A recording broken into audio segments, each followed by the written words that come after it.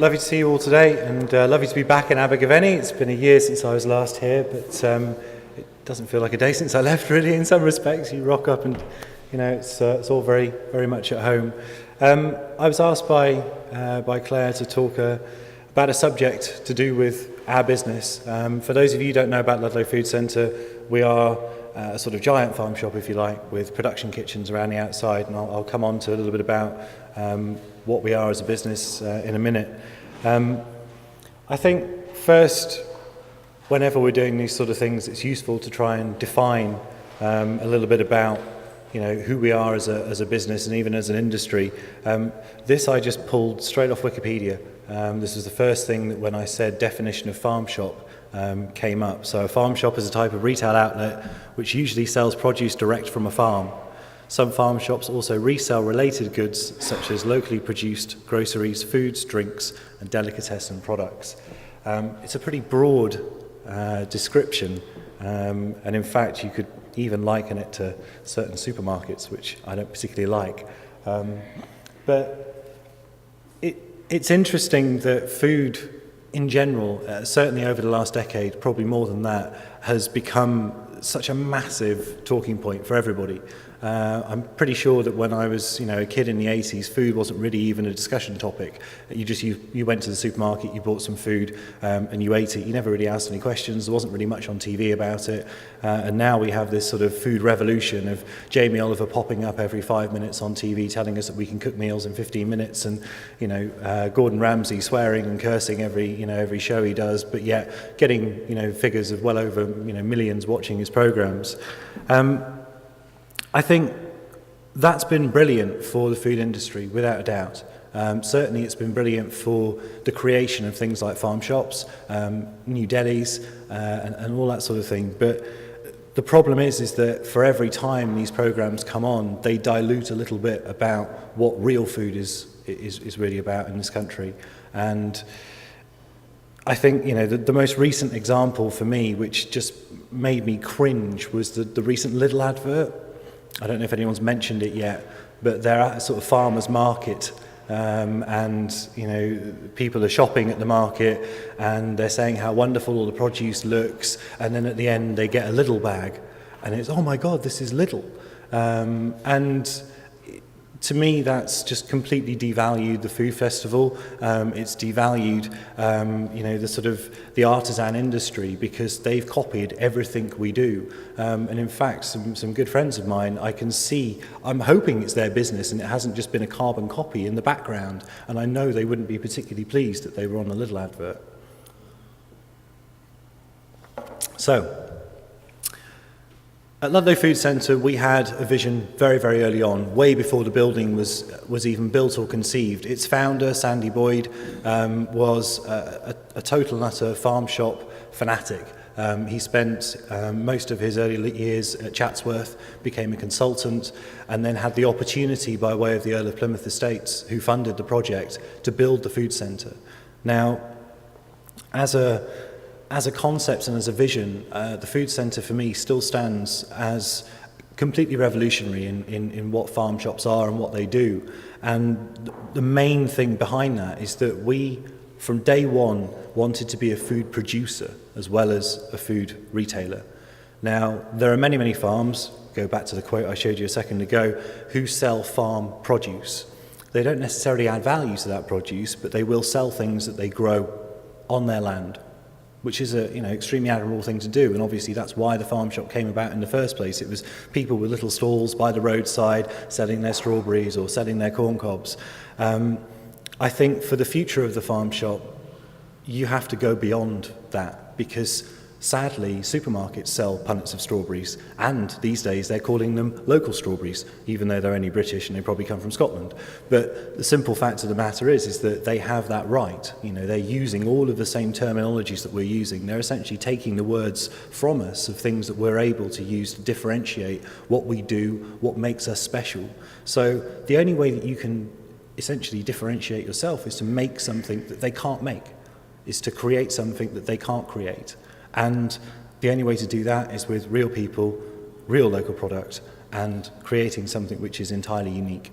So as far as our vision was concerned for the food centre, what we wanted to do was to create a genuine brand with the heritage of an estate, with the real produce that comes from our land and the counties around us, but also to have this kind of, feeling of excellence in everything that we do, and a passion for creating something which was ours, which couldn't be copied, which wasn't anybody else's, which couldn't be marketed by anybody else, which couldn't be sold by anybody else, and that essentially made us the destination for the food that we wanted to sell. And so by creating our production kitchens, by employing local people to take that produce in and to make something with it, we instantly created something which was different. And believe me, it's been quite a struggle to keep all of that going, and it's an extremely big wheel to keep turning. But every time we do something, we take pleasure from it, and that's what makes it, so easy to just keep, reinventing things and doing new things. I'm not here, by the way, to do a big advert about the food centre, so I'm going to move on a little.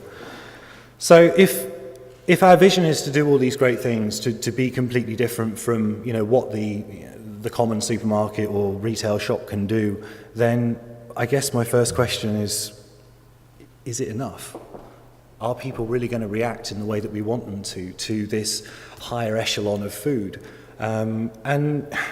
The simple fact is that there are people who call themselves and will always call themselves a foodie, a term I'm not particularly, I don't like it that much, but it does define somebody who very much cares about and thinks about food in a different way to what the average supermarket shopper does.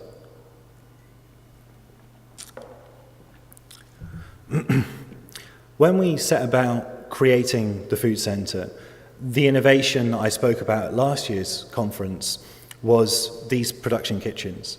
And with a shop floor as big as ours at 4,000 square feet, we really wanted to make it not just another sort of supermarket style place. And these production kitchens have glass windows, so as you're walking through the shop you can see the food being made.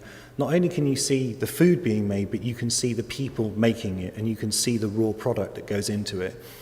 People talk about transparency in marketing and in branding, but I've yet to find any commercial brand that is truly transparent. We have to be transparent. I can't cover up anything that we do because our customers can see every single thing when they walk through the door. It's almost impossible for me to try and, wriggle out of little questions of, is it really all yours, or do you really do all of this? And of course, it's there plain for everybody to see. And the one thing that we've, I think, really been able to triumph at is making food not just a purchasing experience. No longer is, shopping for food the monotony of grabbing a trolley and racing around and waiting in a queue and paying and leaving and filling your car up and just driving off. It's become an experience. And certainly for people who shop at, farm shops and specialty, food retailers, they love the experience of actually walking into the shop or walking into the deli and looking around them and seeing all the different things that they wouldn't see elsewhere. For us, 60% of what we sell is physically made by hand on our premises. We're employing nearly 90 people to make it, source it, sell it. And that means that when people come to us, they're forever seeing things that are different. And because we work seasonally, we're desperately, constantly trying to bring in new things so that when they visit next month or, when they visit, next quarter and the seasons have changed, the shop has changed, that, everything about it, the fresh produce through to the finished product on the shelf is something different. It's something exciting and interesting and of the moment. Stories are something which I think have been, again, somewhat abused. The backstories behind all sorts of things these days and the journeys that people go on are a little bit, tiresome. But there has to be something in this. There's a reason why, people get behind the X Factor contestant that has the story behind them and has been on the journey. And the same is true for food. There has been a massive interest and following for where food comes from, for why it's being created, for who's behind it and what makes it so special. And the Jamies and the Hughes and the everybody else's who create and concoct these kind of perfect settings for food to be produced in, have developed this almost kind of nationwide brand for speciality food. And, we've followed suit. In all farm shops, we've followed suit. There are family-run farm shops who, when you go to the butchery, you see the brother. When you go to the delicatessen, you see the sister. When you go to the till, you see the mother. And that's their story. And, it's a family story for them. It's their family farm. It's generations worth. And people want to spend money with them because of that. They appreciate the effort, they appreciate the honesty, and they appreciate the fact that, people have actually thought and developed something from little more than a seed, if you like, into a farm shop. The problem that I've got with that is that if a farm shop can't develop beyond that, then at some stage, very sadly, the bubble is going to burst. Because if eventually all you're doing is selling things that other people sell, strawberries, jars of branded jam that somebody else has made, the multinationals are getting hold of all of these products, and they're creating little sections, or they're putting on advertising campaigns to make you think that you don't need to go to these farm shops anymore. There's no need to actually, travel out into the countryside to go and buy these special products, because they've got a section, they've got it all sorted out. You can do it as part of your race around the supermarket with your trolley, and that's it, all done and dusted. And you can feel warm and cuddly inside because, you've bought something that is a local product. So how do we go beyond it? The story helps. Certainly being able to explain the provenance, be able to go beyond the supermarket jargon and marketing techniques to actually see a real person is what makes the place. And for the food centre, we have them in droves. They're characters. Some of them you want in front of customers, some of them you don't. Some of them, come to work grumpy, some of them come to work happy. They're real people. Why do you think we have the glass windows? There's a little bit of separation. But as far as I'm concerned, if you go back to, I guess, post-war 40s, 50s, and people were shopping, at a buttery, shopping at a butchery, shopping at a bakery, and they had the one that they wanted to go to. They had the relationship with the shop owner, and they wanted to spend their money because that person made them feel like it was the right place and the right time to spend that money on the right product. And that understanding between customer and producer didn't have anything in between it. There was no, sales, marketing, advertising, nothing. You walked into a shop, you saw somebody, you were greeted by name if you were lucky, and you had that relationship, and they helped you and they advised you, and they were there to sort of guide you through the food maze of what you might want to eat that week. And I think that's certainly been lost as far as, walking into a multinational and seeing a spotty oik, putting stuff on a shelf and asking him a question and getting a grunt. But they're trying desperately to pull it back. The Morrison's advertising is something which is, so desperately looking for that personal relationship, and their market street concept is something which, is trying to, dig away at what we've achieved as, as farm shops and independent food retailers. But they can't get there, and hopefully they never will. So as far as the future's concerned, for me, it's all about having the right people in the right places who understand the food, who are passionate about it, who can educate the customer, who can be that person, that when the customer comes in, they smile and get excited at the fact that there's somebody behind, that counter waiting to talk to them. We have a butcher at the food centre. You can see him right down front holding the leg of pork a bit like a guitar. That's Barry. Now, Barry ordinarily is not the sort of person you would probably spend a lot of time with talking to in the pub. If, dare I say, you were approached by him at a bar and you were female, you would probably try to run away. But when I was stood at the butchery counter the other day, there was a woman who was stood next to me, and I said, "Oh no, you go first, it's fine, I work here, you're far more important." And she looked at me and she said, no, I'm waiting for Barry. And I thought, Christ, why would anybody wait for Barry, But she said, "I'm waiting for the banter." And I thought, good God, now there's value in that. There's real value in that. We have a customer who doesn't want to be served by the manager of the butchery, doesn't want to be served by anybody else but Barry, She's come deliberately to come and buy her meat from Barry, have a bit of banter, talk about the football, and buy 20, 30 quid's worth of meat.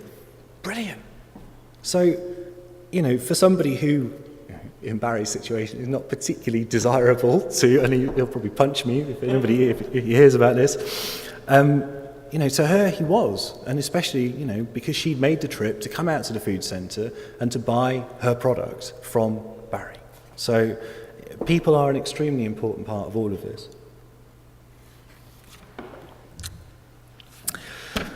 Now, these are a couple of the things that have been said about us. We were very fortunate some time ago to have the Hairy Bikers come along, and in their style, of course, they use certain words, and we were a farm shop on steroids. Not a concept I would have necessarily named us, had I had the choice.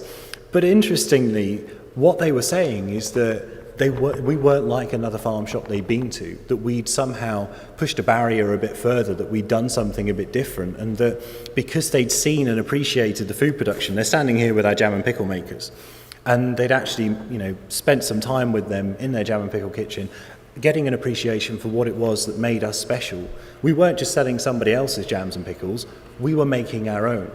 And for them, that kind of made them feel as if we'd gone a step further than the average farm shop. Xanthi's comment was a lovely one, and she wrote an extremely interesting feature in the Telegraph a couple of years ago now, which was essentially trying to define what a farm shop was. And it was ever so interesting to see somebody who'd been to so many different farm shops who tried to pick apart what made them what they were. And when she came to us, she could understand just by walking through the doors that, again, there was something, I'll use the word futuristic in the terms of what we've got here, of what we tried to achieve, and that we were trying to make that connection between food production, retail and customer, and even farming. I mean, to try and bring the farm in inverted commas, to our farm shop as best we could, without the hay bales and without the grime, but with the understanding and the story of exactly where things had come from. So really, is all of that still enough? We have a story, we have real people, we're making our own food, we've differentiated ourselves from the average farm shop, we've tried as best we can to stick away from all of the corny marketing terminologies that are being used throughout supermarket advertising, and we're desperately trying to communicate to our customer that we're doing something that they should be interested in, that they should be wanting to, to sort of support, essentially. But the sad thing is that not that many people actually care about food. And it's a horrible thing to think about, but, the vast majority of the people in this country will eat Finder's crispy pancakes and frozen burgers and, Christ knows what else they can find in the freezer section of a supermarket. They do not care what's in them. The Horsegate scandal, for all it was worth, was pretty short-lived. And certainly, I'm sure the sales of a Tesco lasagna have gone back to where they were, before it happened. And I don't think, a lot of people have the time, the inclination, the patience, even the understanding to take, thinking about food beyond just sustaining themselves, filling themselves up. And that's one of the things that we're always going to fight against. I find even at food festivals, a lot of the people who come, they're here for a day out. They're not necessarily here because they're passionate about food or that they have a great deal of understanding.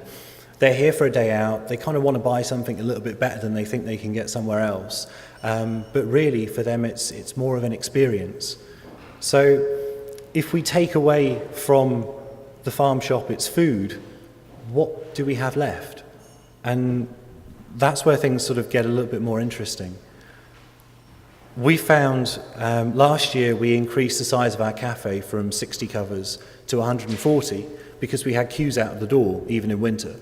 And you can't leave people sitting outside in the snow and the rain. So we built a large extension, we more than doubled the size of it, we increased the size of the kitchen dramatically so that we could do far more interesting food, and it's now full again. and if we could, we'd probably put another extension on.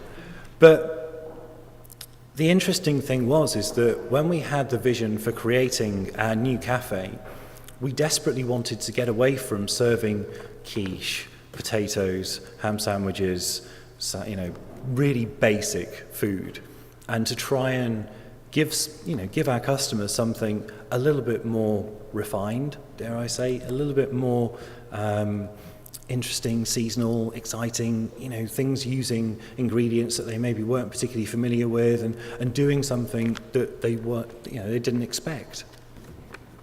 They hated it. They hated us. They hated what we'd done. We had emails screaming for quiche. We had emails screaming for, ham sandwiches. And it was one of the biggest quandaries that we've ever faced. You try desperately to represent what you do. You try to introduce things that they're not familiar with. You try to, get through to them that there's more to life than going out for a sandwich at lunchtime. But that's what they want. Soup and a sandwich, quiche and new potatoes, and that is as far as they would take things. And for the first time, we introduced a burger.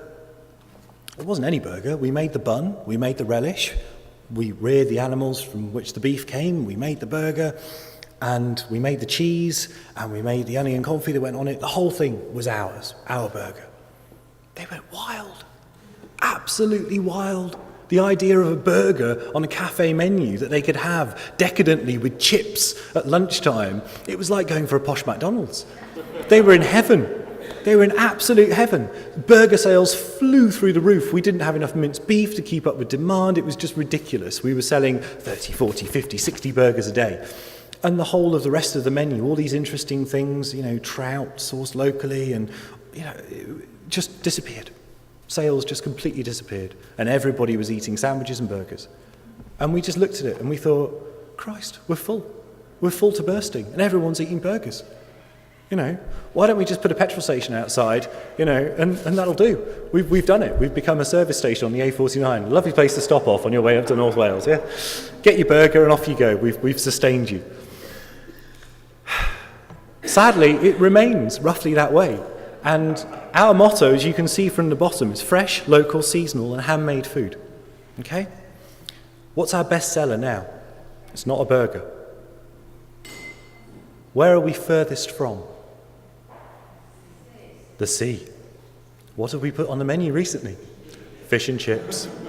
What is now the most popular dish on the menu? Fish and chips.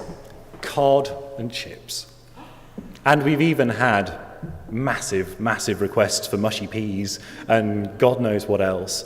Now, we tried to vary the fish. We got complaints. Why isn't it cod? Why isn't it cod? We know that cod's not a particularly sustainable fish. We know that it's a difficult one for us. It's a quandary. The whole thing is a quandary for us. We don't want fish and chips on our menu. We don't want burgers on our menu. But our customers love it. So we try and do the best we can. We do the best chips we can with local potatoes. We try and source the most responsibly caught fish we can. We make the best burgers out of beef from our own cattle. But the simple fact of the matter is, that's what they want.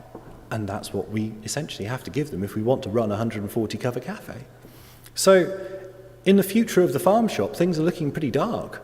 We're looking at a situation where we're going to be serving people burgers and fish and chips for the rest of our days, and that's what we're going to have to trade off.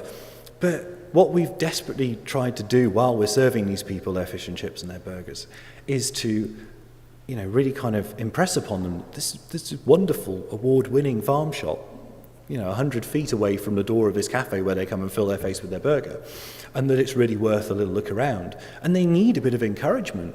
Sometimes they need a little voucher, or they need a little, 50p off the coffee you've just been drinking if you go and buy a packet in the shop. And they come in, and you see them coming in, and they're scared. They're petrified.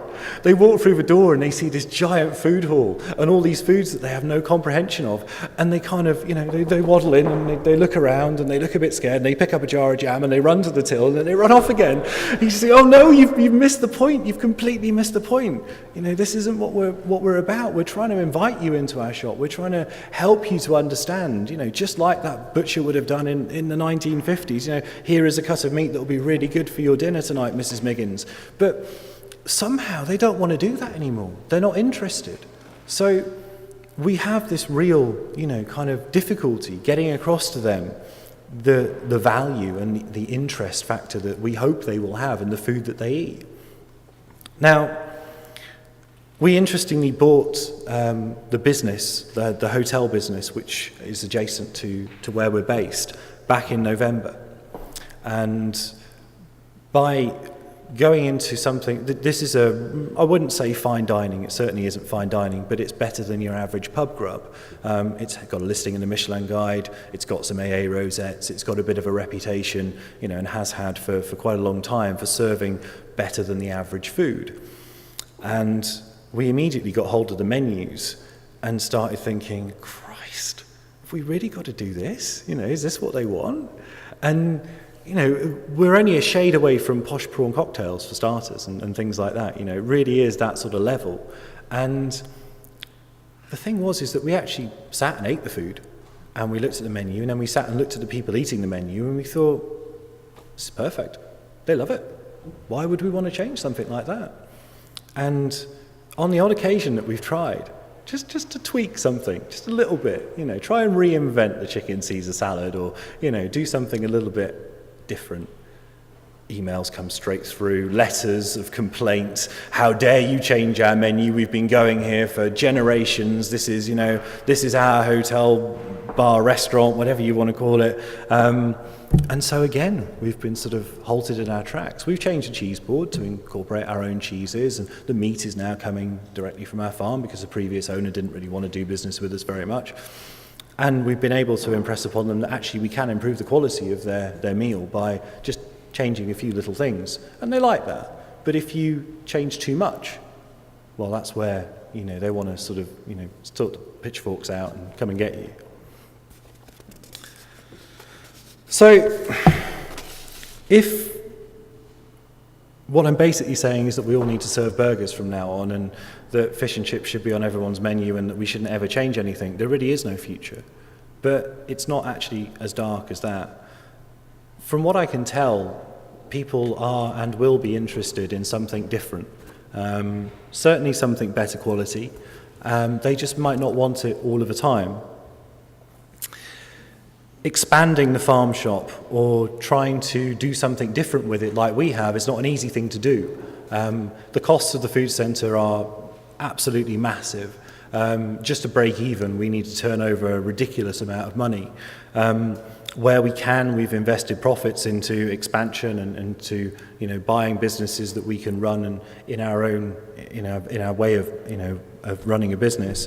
Others have chosen to do all sorts of interesting and wonderful things as mazes and farm parks and all sorts of sort of interesting ways to actually get you into proximity of their farm shop.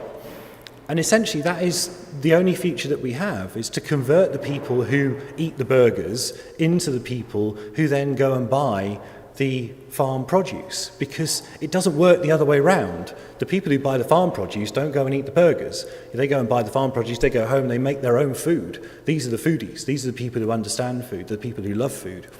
The others, they have to be kind of, really G'd up to do this sort of thing. So you entice them in with the burger, you entice them in with the prawn cocktail at the nice hotel, and you try and find a way to attract a market that wouldn't normally come to you as a farm shop, but they will come to you as a cafe, they will come to you as a hotel. Now, not everybody's got that benefit, and certainly in cities it's very difficult to build, but as farms we have masses of land. It's ever so easy for us to add things, and certainly those that have added things like children's attractions to get the families in, and people who have developed things like cafes, even basic things like woodland walks and animal trails and events and all that sort of thing just helps to bring in people who wouldn't normally want to shop at a farm shop, even if all they do is buy an ice cream that we've made ourselves and understand that we've made it and then go and buy a pot of ice cream to take home. That's one notch, and hopefully next time they come back we can get them to buy maybe a steak, and next time we can get them to buy a jar of jam, and so on and so forth, until eventually they become a shopper. This is slow work and hard work and slow progress, but it's kind of what needs to be done. Now, the other thing that we face is is simple rurality. You know, are people willing to get in a car and travel to a farm shop? Well, yes, they are, because they do, but there are many, many, many who don't. We are situated between Shrewsbury in the north and Hereford in the south. Recent customer surveys that I've done would suggest that probably less than 10% of our customers come from those two big towns. We get a massive amount of tourist trade, 38, 40% of tourism. And then we've got a glut of locals who shop with us because they see the value in what we do. But somehow, to try and grab those folk from other towns, and even from our own town of Ludlow, we have to sort of try and do something even more. Now, the attractions that we have essentially added to our site, most recently, we have a plant centre which isn't run by us. It's a privately run business, and a very good one at that. It shares, in essence, the ethos that we share for food, but with plants. We are planning additional retail units which will drag in people who want something that is, again, a similar ethos to us, but isn't food. And so what we're hoping to do is develop our site into something which has got greater appeal, but hopefully in and amongst that appeal will still be at the heart, the beating heart of it, the food centre, the food, the story, the farm, the estate. We are planning a children's area. We're very much hoping that that's going to be something we can do in the next year or so. In fact, I may well hear next week whether we're likely to get the budget to do it, so I've got my fingers crossed. Because one thing that I've noticed is that farm shops are not particularly attractive to families. Especially the food centre. It's this kind of serene environment where if you've got a screaming child, everybody looks around, and the poor mother must feel, terribly embarrassed. And I really want to get away from that, but I don't want to alienate the customer who actually loves going there, because there are no children. And so what you have to do is kind of distance things. So you can see from this map that we have, where people right down at the bottom here, these two are our cafe and the hotel. Well, look how far away I'm going to try and put the play area. About as far away from the oldies sitting outside with their afternoon tea as I can get it. But still within reach of the food centre, and certainly with everybody parking in that car park right outside the front doors. So hopefully the temptation is just, too great and they want to go in. The last piece of the puzzle, and something that we are experimenting with, and only in the last 6 weeks have we opened, is what we consider to be our future. And we opened a cafe deli in the heart of Ludlow on its high street 6 weeks ago. Some have criticised. The big guys from outside have opened a place in town. They're competing in town now as well as trying to drag people out of the town. But most have actually said, what a nice addition that is to the high street. It's a pleasant little place, isn't it? It's nice and warm and friendly. And we've got James here, who was our one of our retail managers in the farm shop, who's moved up to run it himself. And we're actually using it as a way to tell people who are in the town that we're out there. It's branded Ludlow Pantry, a taste of Ludlow Food Centre, trying to get people into the idea that they can try a little bit, they can have a coffee there or a sandwich or something with produce that's made at the food centre, and then we try and send them down there and get them to have a little look. And that goes tourists and locals alike. And it's working. It's working. We've been giving out these little cards saying, present this little card, we'll give you a little discount when you go down. I have a stack of them on my desk this high. And, yes, I'm sure there are people who have been to the food centre already who just go, oh, great, extra discount. But there's also a lot of people in there, and I've asked for their postcodes, who probably wouldn't have even known we were there, if we hadn't have done that, and if we hadn't have had a little presence in the town.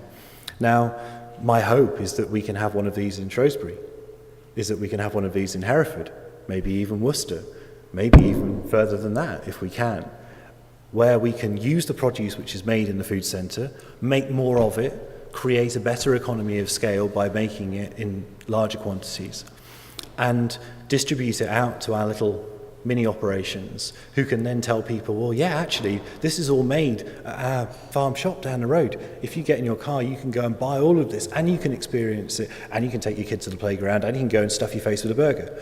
But it is that, for us now, we're desperately trying to get the message across that the food centre is there, it's approachable, and hopefully that it will be, an even bigger success in the future, because if we stop now, there really won't be much of a future.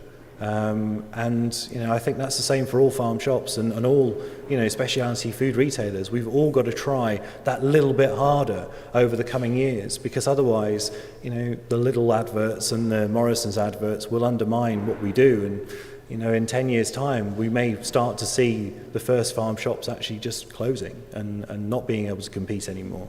So the more we can do, the more variety we can bring to the food shopping experience, hopefully the better we'll be. And that's me.